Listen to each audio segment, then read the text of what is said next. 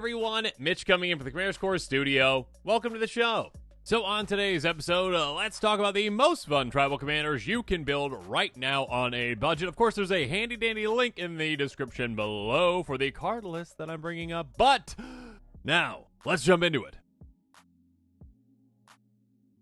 First up, bears. Yes, bears, here, there, and everywhere. Ayula Queen Among Bears is so much fun and so budget-friendly. A 2/2 bear for, you guessed it, 2 mana. In Magic, bears are 2/2s for 2, and obviously this bear is a 2/2 for 2. On top of that, whenever another bear enters battlefield under control, you can choose 1, 2 counters on target bear, or target bear you control fights our creature you don't control. You can do so many exciting things with this one. The potential is actually quite good, again, for a tribal commander where you go really low to the ground, lots of bears. You can, of course, get a lot of mana. Again, you are in green. You also can pump your bears a ton again with this. You can utilize, again, those massive card draw effects that draw you based off of power. And, of course, you can control the board by just, well, utilizing your bears to fight down every single problematic creature on the board that you need to fight down because, well, opponents are, well, going to be a bit overwhelmed and think that your plan is unbearable. No? Okay, anyways. It is a lot of fun, an absolute blast, and again, so budget friendly. A lot of great bears out there that are low to the ground, that are cheap, and low to the ground when it comes to budget. Check it out and pick it up. Moving on, Katilda, Dawnhart Prime, a 1/1 human warlock for 2 mana in Selesnya, pro werewolves. Nice! On top of that, creatures that are human that you control can, well, tap for 1 mana of any of their colors, which is absolutely insane. On top of that, by paying 6 mana until you tap and put a counter on each creature you control. Now, this one is an amazing human tribal commander, one that I think is pretty slept on, actually, too, because B players just might not know. Again, like, it's not like a typical tribe when you think about tribes, right? You think about tribes, you're like, dragons, vampires, oh, yes, all those things. Humans like, hey, it's like it's a person. Okay, cool. I guess, yeah, it's a person deck. Yep, take your person deck. So you don't really think about that necessarily as like, oh, okay, yeah, something to build around, and just how many incredible, powerful humans there are. There are so many out there. And again, a lot of low-to-the-ground ones, which is very important with this because you can go, yeah, turn 1 human, turn 2 this, turn 3, maybe even 3 more humans, and all of a sudden you just have so much mana that it's absolutely insane. You can, of course, lean heavily into counters as well. You are in a good color combination for that too, but yeah, going wide with humans, utilizing a lot of utility humans, utilizing a lot of powerful humans, so much fun. And speaking of fun, for you, Azlask the Swelling Scourge, a 2/2 Eldrazi for 3 mana. Whenever another color's creature you control dies, you get an experience counter. On top of that, by paying Wooburg, creature you control get +X until after X number of experience counters you have, and science and spawns you control gain Indestructible and Annihilator 1 until after, which is absolutely insane. Here's the thing with this one. Yeah, going Eldrazi tribal, going Scions and Spawns specifically, and just going so wide with them, and then all of a sudden activating that. I mean, again, the +X is huge, obviously. That is a great way to pump your team, and of course, you can gain so many experience counters throughout the game, it's not even funny. And of course, Land Proliferation, you've got the best color combination, Wooburg, 5 colors, obviously, so you got all the cards. But here's the thing. The real killer is that Annihilator 1, and that can stack. So again, if you activate this multiple times in the same turn, sure, again, let's say you've got, 10 experience counters. Cool. Your creatures get +20, which is insane and amazing, obviously. But also, and perhaps more importantly, Annihilator 1, and then Annihilator 1 again, basically Annihilator 2. So all of a sudden, you swing with your army, and yeah, your opponents are basically sacrificing their entire boards, and they lose.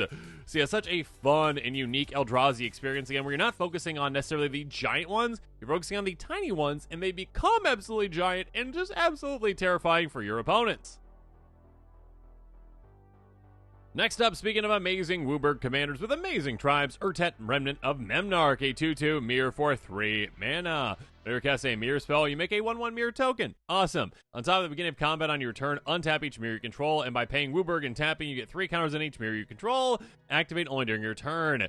Yeah, this one is absolutely insane and amazing, and such an amazing support for a tribe that needed it, essentially, when it's like, yeah, I want to build a mirror deck, but there aren't really all that many great kind of options for mirror commanders. This is the first great one that's like, hey, you know what?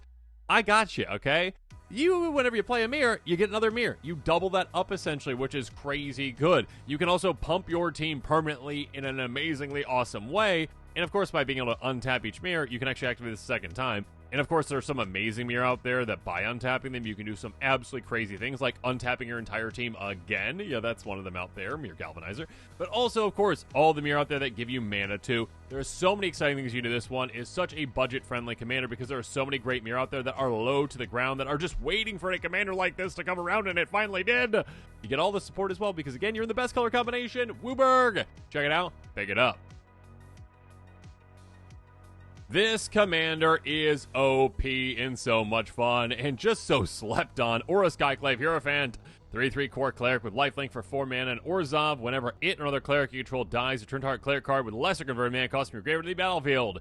Yeah, clerics here, clerics there, clerics everywhere. Such a fun tribe that, again, is slept on in my opinion. Again, others like, yeah, knights are fun, or yeah, wizards are fun. No, clerics is where it's at. Okay, the other ones are still fun too, but clerics are absolutely insane. There's a lot of powerful ones out there. Again, ones that you might not expect are like, oh wait, that's a cleric? Oh, I can do that with that one? Oh, I can do that with that one? There's also some insane loops that you can do with this as well. Again, literally just going, okay, creature dies, I get a slightly smaller cleric, again, less converted mana cost. Okay, that one dies, slightly smaller. That one dies, slightly smaller. That one's not. And of course, there are certain ways to kind of restart that loop maybe as well. Yeah, this is an absolutely crazy OP commander that is just slept on so much in such a cool and unique tribe that can do so many exciting things with a lot of great utility creatures, a lot of great power-hungry creatures. It's so good. Check it out, pick it up, and of course, get your sacrifice outlets ready because you're going to be the one who chooses when those creatures die and when they'll come back. And speaking of death, zombies, of course. Varina Lich Queen, a 4/4 zombie wizard for 4 mana. In Esper, whenever you attack with 1 or more zombies, draw that many cards, discard that many cards, you gain that much life. By paying 2, exile 2 cards in your graveyard, create a tapped 2/2 black zombie creature token.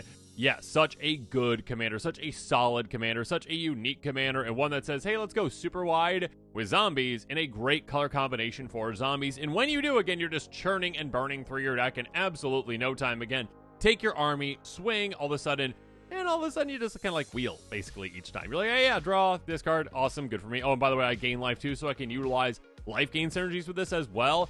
On top of utilizing my graveyard to actually make zombies too. Such a great supported tribe. Again, it is one of the most supported tribes out there, meaning that you've got a swath of cards to pick from, so many cards to pick from, and so much great budget support for it. Check it out, pick it up, build around it.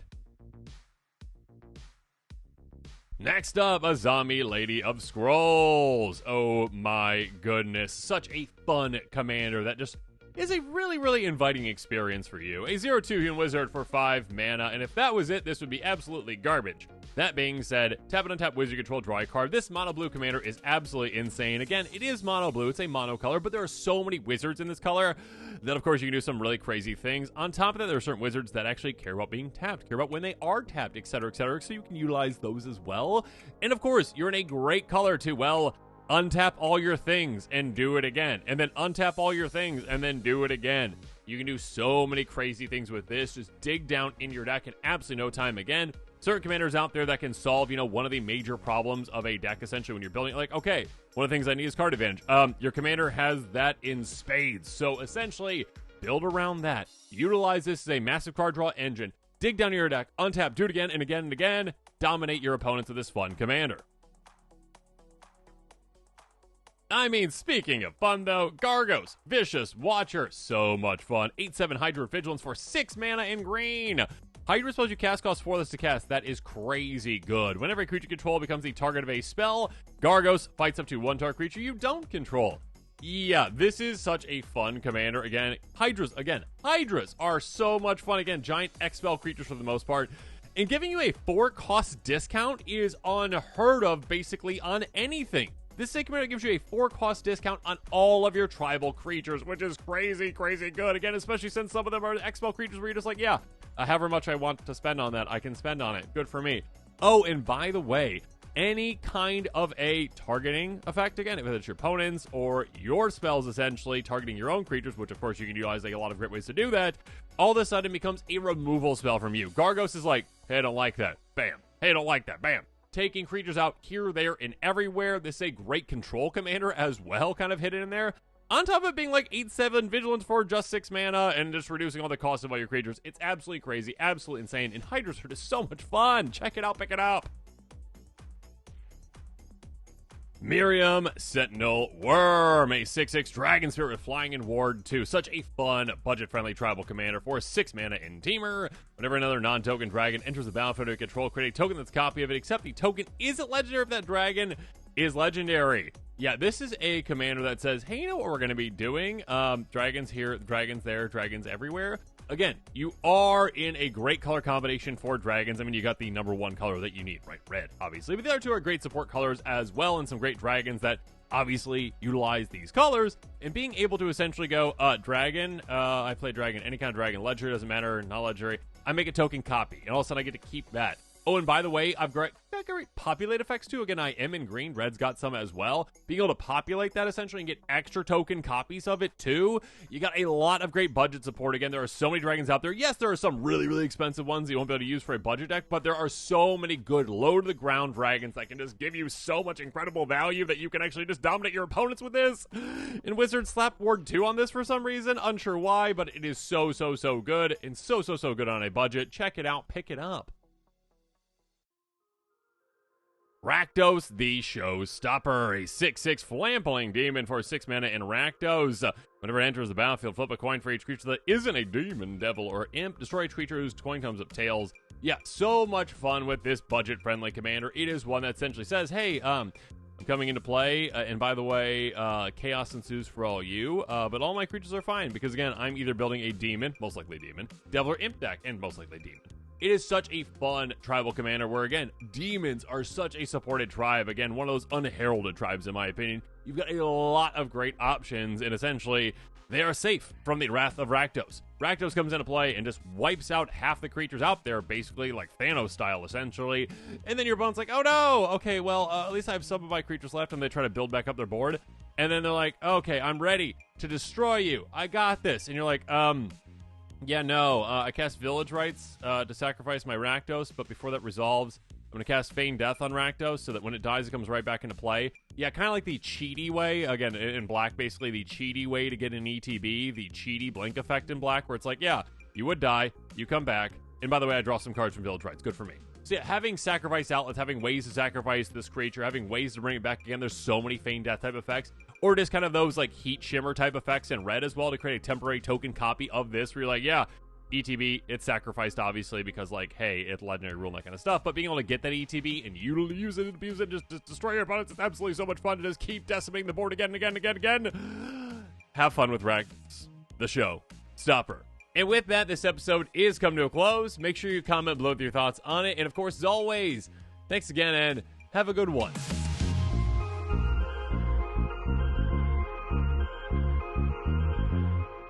This show and episodes like this one are possible thanks to viewers like you. If you're looking for an easy way to help support this show, make sure that you like, share, and subscribe. Also, hit that bell notification icon so you don't miss any new episodes. You can also go check out our playmats and other merchandise at thecommandersquarters.com. Another easy way to support this show is with our TCG player affiliate links. So whether you're buying a deck or individual cards, you can use this general link right here or one in the description. And the final way that you can support this show is by supporting us directly by becoming a patron. There are many benefits to being a patron, and I truly couldn't do this without all of their support.